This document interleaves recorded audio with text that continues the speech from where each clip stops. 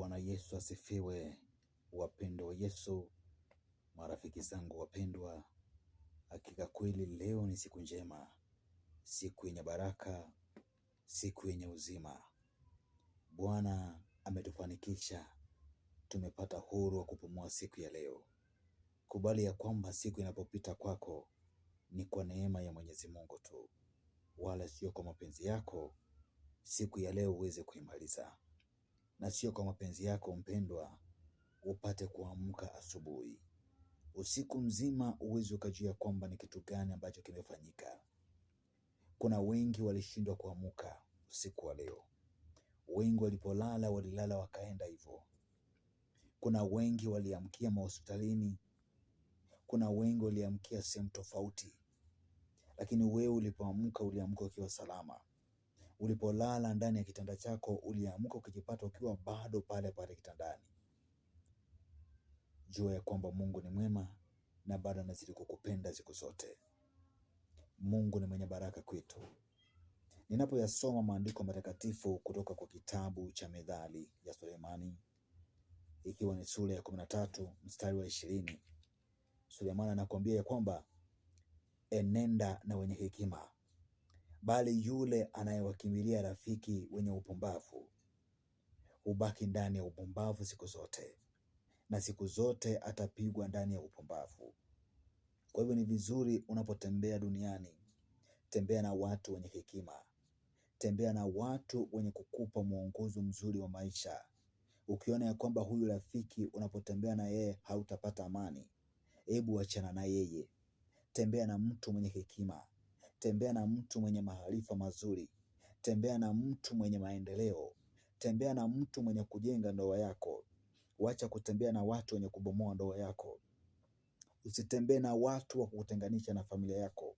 Usitembee na watu wenye kutenganisha wewe na Mwenyezi Mungu.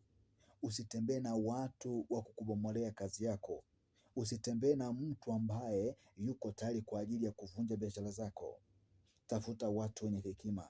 Tafuta watu wenye upendo. Tafuta watu wenye furaha. Tafuta watu wenye maombi, ili siku zote ubaki kukuwa mwana wa mfalme. Wewe ni mwana wa mfalme ambapo Mungu amekuteua kuwa kama mwana wake mpendwa. Kwa hivyo ni lazima utembelee katika kikundi cha wana wa kifalme. Unapojua ya kwamba hekima inatoka kwa Mwenyezi Mungu, na hekima inatokana kwa watu wenye nguvu, kwa watu wenye bidii kwa maombi, kwa watu wenye kupenda kukesha, kwa watu wanaopenda kufunga, watu wanaopenda maombi kila mara. Hao ndio watu ambao wanatawaliwa na hekima na maarifa. Hao ndio watu wanaoinuliwa katika maisha yao. Kwa hiyo ninakuhitaji mpendo wangu, ukae ukifahamu ya kwamba kutembea na mtu wa hekima utabarikiwa. Kutembea na mtu wa hekima, ndoa yako itasimama. Kutembea na mtu wa hekima, biashara zako zitaenea mbali. Kutembea na mtu mwenye hekima, jamani, hakika Mungu atakupenda siku zote. Kutembea na mtu mwenye hekima, Mungu atazidi kukupenda milele. Hautawahi teseka. Magonjwa itaisha kwako. Visirani vitaisha kwako. Njaa itaisha kwako. Umaskini utaisha, kwa sababu umeamua kutembea na watu wenye hekima, watu wenye maarifa. Lakini ukitembea na wapumbavu, Mungu atakutoroka. Ukitembea na wapumbavu, mume wako atakutoroka. Ukitembea na wapumbavu, mke wako atakutoroka. Ukitembea na wapumbavu, watoto wako hawatakusaidia pale nyumbani. Yaani umezaa watoto lakini hawana maana yoyote kwako. Wanafanya kazi nzuri lakini hawakujali. Wanafanya kazi nzuri lakini hawana haja na wewe. Uliwasomesha kwa ustadi tena vizuri sana, lakini watoto walisha kusahau. Kwa sababu gani? Unatembea na watu wasiokuwa wenye akili. Ulimpata mke wako kwa njia nzuri, lakini kwa sasa amekuacha. Kwa sababu gani? Ulitembea na watu wapumbavu. Mume wako alikuacha. Kwa sababu gani? Ulitembea na watu wapumbavu. Biashara zako zimeanguka. Kwa sababu gani? Umetembea na watu wapumbavu. Sasa Injili inakuambia ya kwamba tembea na watu wenye hekima. Suleimani anatuelezea vizuri sana katika Mithali zake sura ya 13 mstari wa 20. Anatuambia tena, anatukumbusha tena vizuri sana. Usitembee na watu wapumbavu, maana kila kitu kitakaribika. Ukitembea na watu wapumbavu, hautapata mwongozo wa kiroho. Ukitembea na watu wapumbavu, hautapata umaarufu wa kuhubiri Injili. Ukitembea na watu wapumbavu, hautaheshimika popote. Popote utakapoenda utadharauliwa siku zote, kwa kuwa unatembea na kikosi cha upumbavu. Mpendo wangu, fikiria kuanzia muda huu, unatembea na watu wa aina gani? Ndoa yako imevunjika, ulitembea na nani wa mwisho? Kazi yako imevunjika, ulitembea na nani wa mwisho? Biashara zako zimefunga, ni nani uliyetembea na yeye wa mwisho? Na kuuliza maswali, mpendo wangu. Marafiki zako wa muhimu sana, wale wa kimsingi kwa maisha yako, wamekutoroka. Ni yupi uliyekuwa na yeye wa mwisho? Huyo wa mwisho ndiye aliyesababisha maisha yako kwa sasa yanateseka. Kwa sasa hauna amani, kwa sasa hauna furaha. Watoto walishakutenga, mke alishakutenga, mume alishakutenga, wazazi walishakutenga. Sasa kama hawa watakutenga, kanisa pia limekutenga. Hivi sasa leo ni nani atakayekuwa rafiki wako? Fikiria sana rafiki yangu mpendwa. Mungu abaki kuwa kielelezo cha maisha yako. Nayahurumia sana maisha yako wakati yameharibika. Na kuhurumia sana wakati kazi imeisha. Na kuhurumia sana wakati umefutwa kazi. Na kuhurumia sana wakati biashara zimeanguka.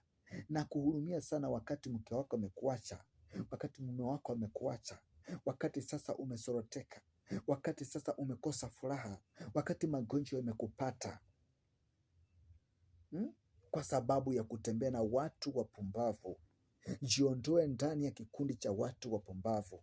Tembea na watu wenye hekima, watu wenye busara, ili wakuweke katika maisha mazuri.